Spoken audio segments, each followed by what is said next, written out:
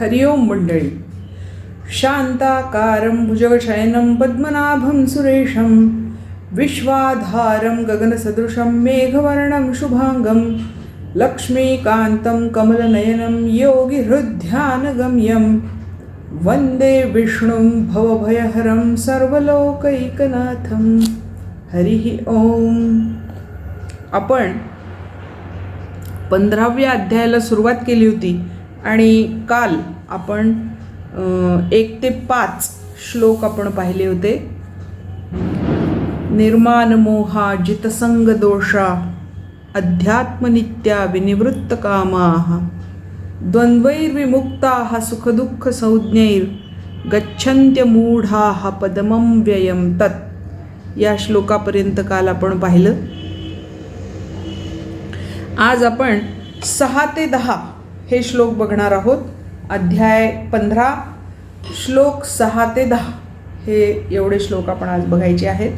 या 6व्या श्लोकामध्ये जीवात्म्याचं स्वरूप काय आहे हे भगवंतांनी सांगितलंय अर्जुनाला. काय सांगतात बघा. न तद्भासयते सूर्यो न शशांको न पावकः यद्गत्वा न निवर्तन्ते तद्धाम परमं मम. ते माझं परमधाम आहे. तद्धाम परमं मम. ते माझं परमधाम आहे की यद्गत्वा त्या धामाला गेल्यानंतर न निवर्तन्ते तिथून परत येत नाही. म्हणजेच काय तर मोक्ष किंवा स्वरूपता सलोकता वगैरे मुक्ती त्या साधकाला मिळते. मग काय आहे तो जीवात्मा नेमका आहे कसा. त्याचं जे परमधाम आहे तिथं गेल्यानंतर माणूस परत येत नाही हे सांगितलं. मग न तद्भासयते सूर्यो, ज्याला सूर्य प्रकाशित करू शकत नाही. न शशांकः न पावकः. शशांक म्हणजे चंद्र, पावक म्हणजे अग्नी. ते जे धाम आहे जिथून लोक परत येत नाहीत असं जे परमतत्व आहे किंवा जीवात्मा आहे त्याला ना सूर्य प्रकाशित करू शकतो, ना चंद्र, ना अग्नी. त्याला कोणीही प्रकाशित करू शकत नाही. त्याचं कारण असं आहे संपूर्ण हे जगतच त्याच्यापासून प्रकाशित होतं. सूर्याला प्रकाश देणारा तोच, चंद्राला प्रकाश आणि शीतलता देणारा तोच, अग्नीला प्रकाश आणि उष्णता देणाराही तोच. त्याच्यामुळे त्याला कोण प्रकाशित करू शकेल असा तो परम तेजयुक्त असं जे परमधाम आहे त्या ठिकाणी माणसाला मुक्ती प्राप्त होते आणि तिथून तो परत येत नाही. आता 7वा श्लोक. मम एवांशो जीवलोके जीवभूतः सनातनः मनःषष्ठानि इंद्रियाणि प्रकृतिस्थानि करुष्यति. ममैवांशो, मम एव अंशः जीवलोक. जीवलोक हा जो जीवलोक आहे हे जीवभूत आहेत ते सगळे सनातन अशा माझेच अंश आहेत. माझ्यापेक्षा ते वेगळे नाहीत, माझ्याहून ते वेगळे नाहीत. आता याच्याबद्दल इथे काय म्हटलंय ते वाचते मग पुढे जाऊया. माझाच अंश असणारा जीवात्मा हा माझ्यामध्येच स्थित असून भ्रमामुळे तो देह इंद्रिय आणि मनाला आपलं मानतो. पण देह इंद्रिय मन इत्यादी प्रकृतीचे अंश आहेत. जीवात्मा परमात्म्याचा अंश आहे पण बाकी आपल्या देह इंद्रिय वगैरे हे सगळे प्रकृतीचे अंश आहेत. प्रकृतीच्या त्रिगुणांपासून निर्माण झालेले आहेत.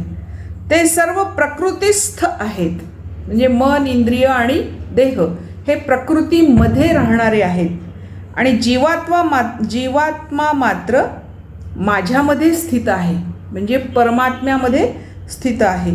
पण देह इंद्रिये याला आपल्याकडे आकर्षून घेतात आणि बंधनात टाकतात. तो देही आहे ना. प्रकृतीस्थ असणाऱ्या देहामध्ये तो राहतो त्याच्यामुळे प्रकृतीचे हे जे अंश आहेत, देह, इंद्रिय आणि मन, हे त्या जीवात्म्याला आपल्याकडे खेचून घेतात, आकर्षून घेतात. आणि जसा देह बंधनात पडतो कर्मफळांच्या, तसा देहाबरोबर तोही बांधला जातो. मम एव अंशो जीवलोक, हा जीवलोक माझाच अंश आहे. जीवभूत, हे सगळे जीवमात्र सुद्धा माझेच अंश आहेत. आणि मी कसा आहे? सनातन, सनातन अशा माझे हे अंश आहेत. मनः षष्ठानि इंद्रियाणी, मन आणि 6 इंद्रिय म्हणजे पंच ज्ञानेंद्रिय आणि अंतःकरण, हे सगळे मिळून प्रकृतीस्थानी, प्रकृतीमध्ये राहणारे, प्रकृतीचे अंश असणाऱ्या या सगळ्या इंद्रिय वगैरे गोष्टी कर्षती, आकर्षून घेतात. कुणाला? सनातन, सनातन असणाऱ्या मला ते स्वतःकडे आकर्षून घेतात. म्हणजे जीवात्म्याला स्वतःकडे आकर्षून घेतात आणि मग त्यांना बंधन प्राप्त होतं. मग आता 8वा श्लोक. या 8व्या श्लोकामध्ये एक रूपकात्मक वर्णन आहे. काय आहे ते बघूया. शरीरम यदवाप्नोति यच्चाप्युत्क्रामतीश्वरः गृहीत्वैतानि संयाति वायुर्गंधानि वाशयात. इथे स्थूल देहाला आशय असं म्हटलेलं आहे. आणि त्या स्थूल देहावर रूपक केलंय. रूपक शरीरम यद अवाप्नोती, जे शरीर त्याला प्राप्त होतं. यच्च अपि उत्क्रामती ईश्वरः, त्याला त्याचाही त्याग करून तो बाहेर पडतो. गृहीत्वा एतानि संयाती, यामधला सूक्ष्म देह घेऊन तो बाहेर पडतो, जीवात्मा बाहेर पडतो. कशाप्रमाणे? वायु गंधः निवाशयात, वायु गंधान इव आशयात. आशय म्हणजे ठिकाण.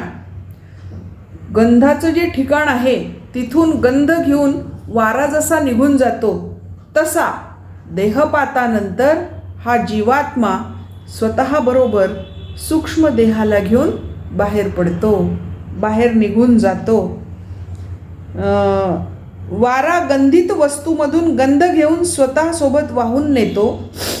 तद्वत देहादिकांचा स्वामी हा जीवात्मा सुद्धा ज्या देहाचा त्याग करतो, त्या देहातून तो मनासहित इंद्रिये सोबत घेऊन नवीन देहात जातो. म्हणजेच सूक्ष्म देहाला स्वतःसोबत घेऊन जातो. मन आणि अंतःकरण आणि इंद्रिय यांना सूक्ष्म देह असं म्हणतात. त्या इंद्रियांना घेऊन तो दुसऱ्या देहामध्ये प्रवेश करतो. आता सूक्ष्म देहाला आशय असं म्हटलेलं आहे. आशय म्हणजे ठिकाण. सूक्ष्म देहाचा आशय स्थूल देह आहे. जसा गंधाचा आशय फूल किंवा गंधा, जिथून तो गंध निर्माण होतो ती जागा. तर वायुरूप जीवात्मा हा गंधरूप सूक्ष्म देह आणि कारण देहाला सोबत घेऊन जातो. तेव्हा गंधाचे आशयरूपी स्थूल शरीर मागे पडून राहते.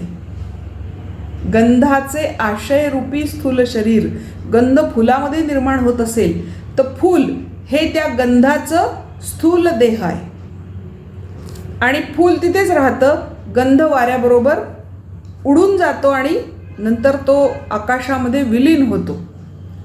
त्याप्रमाणे या जीवात्म्याचं आशय देह आहे. या देहामधून तो फुलातला गंध जसा वारा घेऊन जातो आणि जीवात्मा हा वायुरूप आहे, त्याच्यामुळे तो सुद्धा या सूक्ष्म देहाला आणि कारण देहाला आपल्याबरोबर घेऊन जातो आणि दुसऱ्या देहामध्ये प्रवेश करतो. असा हा जीवात्मा आहे. त्यालाच पुरुष म्हणतात. आणि त्याचं हे वर्णन, जीवात्म्याचं हे स्वरूप किंवा वर्णन आहे. त्या जीवात्म्याला सूर्य प्रकाशित करू शकत नाही, चंद्रमा प्रकाशित करू शकत नाही, अग्नी प्रकाशित करू शकत नाही. त्याचं जे मूळ राहण्याचं ठिकाण आहे, धाम, घर. त्या घरात गेल्यावर पुन्हा परत येता येत नाही किंवा कोणीही पुन्हा परत येत नाही तिथे गेल्यावर. हा जीवलोक सगळा त्या जीवात्म्याचा परमात्म्याचाच अंश आहे. तो जीवात्मा सनातन आहे, पण मन आणि 6 इंद्रिय त्याला आपल्याकडे आकर्षून घेतात आणि बंधनात टाकतात. ज्या शरीरामध्ये तो राहतो, जे शरीर त्याला प्राप्त होतं ते तो जेव्हा सोडून जातो तेव्हा जसा फुलातला गंध वारा घेऊन जातो तसा हा आपल्याबरोबर सूक्ष्म आणि कारणदेहाला घेऊन जातो. आता याबद्दल ज्ञानेश्वर काय म्हणतात बघूया. तैसा जिये वस्तूच्या ठाई, कोणीच का आभासू नाही, ते माझे निजधाम पाही, पाटाचे गा. जिथे वस्तूच्या ठाई, तैसा जिये वस्तूच्या ठाई म्हणजे त्या वस्तूच्या ठिकाणी, कोणीच का आभासू नाही. ज्या वस्तूच्याकडे आभासाला जागा उरत नाही, जागाच शिल्लक राहत नाही, ते माझे निजधाम पाही, असं ते माझं निजधाम आहे. पुढती ते जेथ गेले, तेन घेतीची मागवती पाऊले, महोदधी कामिनले स्रोत जैसा. पुढती ते जेथ गेले, पुन्हा त्यानंतर ते ज्या स्थानी गेले, ज्या ठिकाणी पोहोचले ते. आता हे खरं तर समुद्राचं उदाहरण दिलेलं आहे, दृष्टांत समुद्राचा दिलेला आहे. समुद्रामध्ये गेलेलं पाणी, ते जेथे गेले त्या समुद्रामध्ये जाऊन पोहोचलं. न घेतेची मागवती पाऊले, ते पाणी काही माघारी पुन्हा येत नाही. महोदधी कामिनले स्रोत जैसे, त्या महोदधीमध्ये, त्या समुद्रामध्ये सगळे पाण्याचे स्रोत एकरूप होतात. तसं हे जीव एकदा माझ्या धामाला प्राप्त झाले की तिथेच एकजीव होतात, एकरूप होतात आणि तिथून ते परत येत नाहीत. तेवी मजसी एक वाट, जे झाले ज्ञाने चोखट, तया पुनरावृत्तीची वाट मोडली गा. शुद्ध ज्ञानाद्वारे माझ्याशी जे एकरूप झाले है ना, तेवी मजसी एक वाट, एकरूप झाले. जे झाले ज्ञाने चोखट, कशामुळे एकरूप झाले? शुद्ध ज्ञानामुळे. चोखट म्हणजे शुद्ध, शुद्ध ज्ञान झाल्यामुळे ते माझ्याशी एकरूप झाले. तया पुनरावृत्तीची वाट, त्यांना पुन्हा येण्याची वाट मोडली गा, शिल्लकच राहिली नाही. दोर कापले, आता परत जाता येत नाही, अशी त्यांची स्थिती आहे. असा तो जीवात्मा आहे, त्याचं हे स्वरूप सांगितलंय त्यांनी. किंबहुना आत्मा चोखटू, होऊनी प्रकृतीसी एकवटू, बांधे प्रकृती धर्माचा पाटू आपण पया. म्हणजेच काय, एकंदरीत शुद्ध आत्मब्रह्म प्रकृतीमध्ये मिसळून आपणच माईक संसाराचा प्रवाह सुरू करते. पै मनादी साही इंद्रिये, श्रोत्रादी प्रकृती कार्ये, तिये माझी म्हणोनी होये व्यापारारूढ. त्यामुळे मन इत्यादी 6 इंद्रिय, कान, नाक, डोळे इत्यादी अवयव हे मायेपासून निर्माण झालेले आहेत. त्यांनी काय म्हटलंय, पै मनादी 6 इंद्रिये, श्रोत्रादी प्रकृती कार्ये, ही सगळी प्रकृतीपासून, प्रकृतीने जन्म दिलेली आहेत. तिये माझे म्हणोनी होय व्यापारारूढू, आणि त्याला हा जीवात्मा माझं म्हणतो आणि त्यांच्याबरोबर तो व्यवहार करू लागतो, त्या व्यवहारात तो येतो. तैसा आपलिया विस्मृती, आत्मा आपणची प्रकृती, सारिखा गमोनी पुढती तियेसीच भजे. आपली त्याला विस्मृती होते, विस्मरण होतं, जीवात्म्याला स्वतःचं विस्मरण होतं आणि तो प्रकृतीसारखा स्वतःला समजून तिच्याच नादी लागतो, प्रकृतीच्या नादी लागतो. अगं अगं म्हशी मला कुठे नेशी. प्रकृती म्हणते, अरे मी तर तुला कुठेच नेत नाही आहे, तूच माझ्या मागे मागे येतोयस. अशी ती अवस्था त्या जीवात्म्याची होऊन जाते. ऐसेनी देह इंद्रिये नामके धरुनी मन जवळिके भोगी जती शब्दादिके विषय भरणे. त्याप्रमाणे देहाभिमानी जो जीव असतो किंवा जीवात्मा असतो तो मनालाच कवळून बसतो, मनाला पकडून ठेवतो आणि भोगी जती शब्दादिके विषय, सगळे शब्द रूप रंग स्पर्श गंध हे विषय तो त्यांच्याबरोबर त्या मनाबरोबर भोगत राहतो. अथवा शरीराते सांडी तरी इंद्रियांची तांडी हे आपण पयासवे काढी घेऊन जाय. तो जीवात्मा त्या प्रकृतीशी इतकं जमवून घेतो की जेव्हा स्थूल देह पडतो, तो देह तो सोडतो जीवात्मा, तेव्हा आपल्याबरोबर सूक्ष्म देहाला म्हणजे मन आणि इंद्रियांना घेऊनच बाहेर पडतो. नाना मावळतेनी तपने लेई जती लोकांची दर्शने हे असो धृती पवने नेई जे जैशी.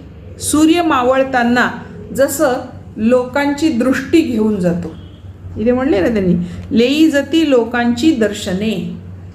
दर्शन म्हणजे डोळे, तर डोळे घेऊन जातो म्हणजे काय, डोळ्यांची बघण्याची क्षमता संपते, अंधार पडतो ना. सूर्य एकदा गेला की तिथे अंधार पडतो, म्हणजेच तो लोकांची दृष्टी आपल्यासोबत जशी घेऊन जातो. हे असो धृती पवने नेई जे जैशी. ज्याप्रमाणे वारा फुलांचा फळांचा सुगंध आपल्याबरोबर घेऊन जातो, तद्वत हा जीवात्मा या देहातला सूक्ष्म देह आणि कारणदेह घेऊन बाहेर पडतो. तेवी मनःष्ठा यया इंद्रिया ते धनंजया देहराजून देहापासून गेला.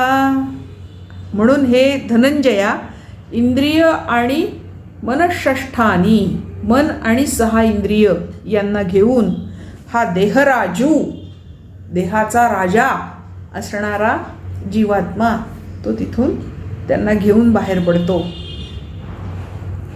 आता 9व्या आणि 10व्या श्लोकामध्ये त्याचंच पुढे वर्णन येतं. श्रोत्रं चक्षुस्पर्शनंच रसनं घ्राणमेवच अधिष्ठाय मनश्चायं विषयानुपसेवते. श्रोत्रं चक्षुस्पर्शनंच रसनं घ्राणमेवच. कान, डोळे, त्वचा, रसना म्हणजे जीभ आणि नाक. अधिष्ठाय मनहाच अयम, या हे सगळे मनाच्या आश्रयाला येऊन मनाचं अधिष्ठान मान्य करून विषयान उपसेवते, सगळ्या विषयांचं उपभोग घेतात. इंद्रियांसोबत मन जर जोडलं गेलं नाही तर इंद्रिय कोणत्याही विषयाचा उपभोग घेऊ शकत नाही. आता उदाहरणच द्यायचं झालं तर रस्त्याने आपण चालतो आणि अनेक गोष्टी आपल्याला दिसतात, पण आपण त्या पाहतोच असं नाही. अनेक वेळा आपले ओळखीचे लोक आपल्याला म्हणतात, का हो तुमच्या समोरून गेलो मी, तुम्ही मला पाहिलं सुद्धा नाही. मग आपण पाहिलेलं नसतं का? पाहिलेलं असतं, म्हणजे आपल्याला ते दिसतात पण आपण जाणीवपूर्वक पाहिलेलं नसतं. म्हणजेच काय, त्या दिसण्यामध्ये मन इन्व्हॉल्व नसतं. जोपर्यंत डोळे, कान, नाक, त्वचा, जीभ यांच्याबरोबर मन संलग्न नसेल तर आपल्याला त्या विषयांचा उपभोग घेता येत नाही. म्हणून हे सगळे इंद्रिय, हे 6 इंद्रिय मनाचा आश्रय करून मगच त्याचा विषयांचा उपभोग घेऊ शकतात, अन्यथा त्यांना विषयाचा उपभोग घेता येत नाही. म्हणजेच काय, जीवात्म्याला मनाशिवाय सुखदुःख प्राप्त होत नाही, त्यामुळे तो मनाच्या आश्रयानेच विषयांचे उपभोग घेतो. खरे तर मनामध्ये अनेक संकल्प विकल्प होत असतात, पण त्यामुळे जडातीत जीवात्म्याला काही फरक पडत नाही. जडातीत म्हणजे प्रकृतीचं कार्य असणाऱ्या जडदेहाच्या पलीकडे असणारा जो परमात्मा आहे त्याला काही फरक पडत नाही, कारण तो स्वतंत्र आहे. पण मनाचा आश्रय करून तो इंद्रियांद्वारे ह्या सगळ्या विषयांचा भोग घेतो. उत्क्रामंतं स्थितं वापी भुञ्जानं वा गुणान्वितं विमूढानानुपश्यन्ति पश्यन्ति ज्ञानचक्षुषः.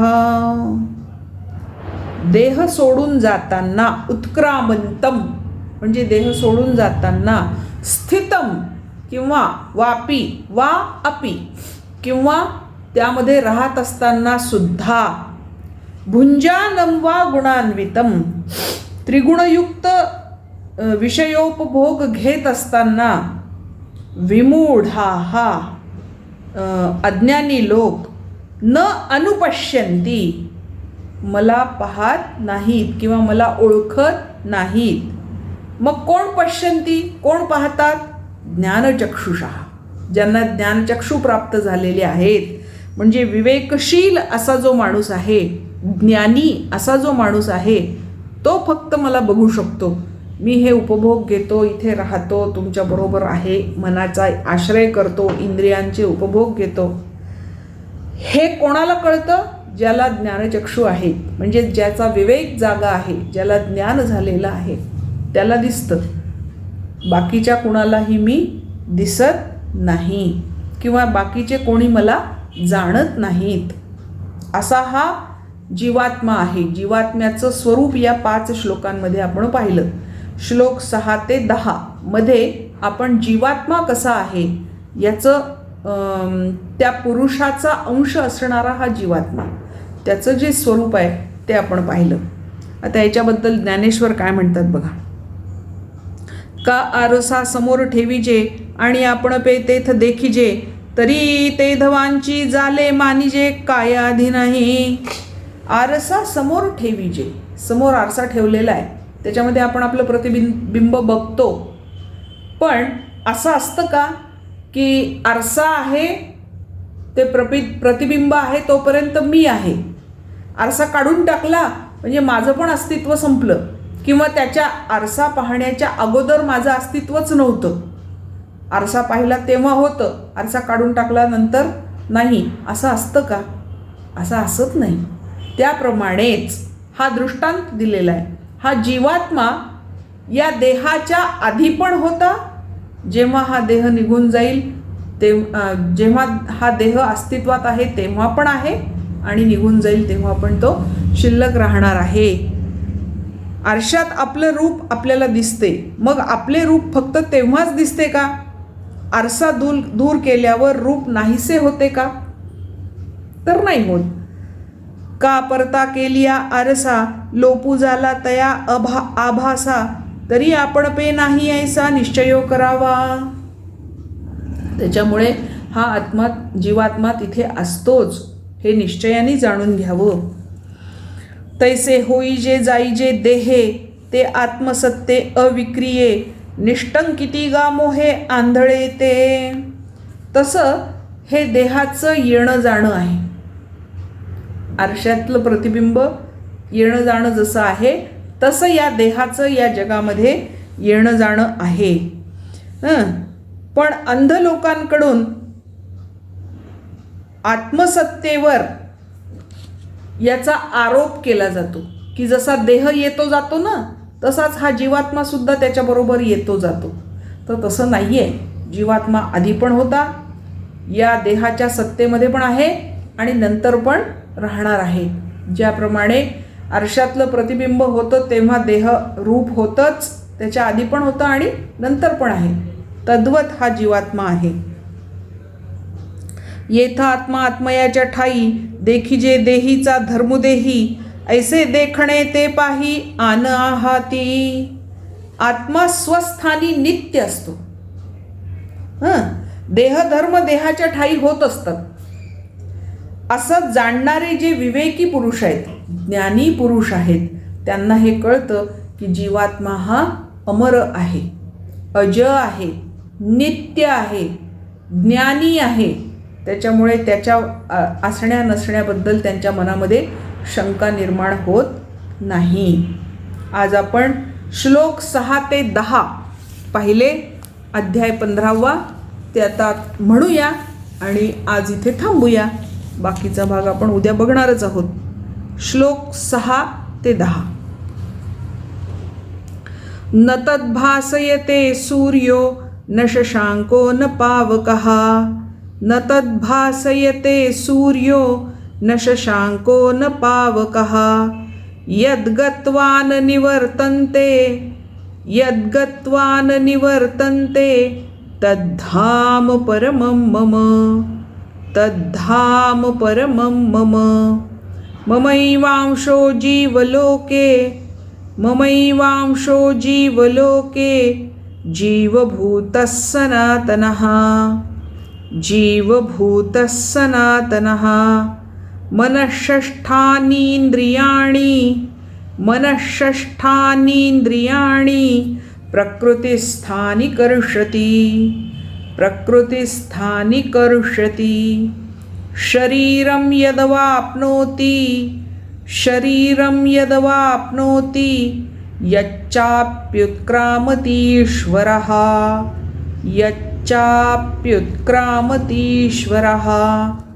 गृहीत्वैतानि संयाति वायुर्गन्धानि वाशयात् श्रोत्रं चक्षुस्पर्शनं च रसनं घ्राणमेव च अधिष्ठाय मनश्चायं विषयानुपसेवते उत्क्रामन्तं स्थितं वापि भुञ्जानं वा गुणान्वितं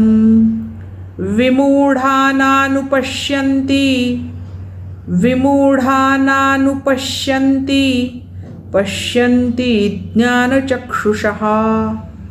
पश्यन्ति ज्ञानचक्षुषः हरिः ओम. आज इथे थांबणार आहोत, बाकी भाग उद्या.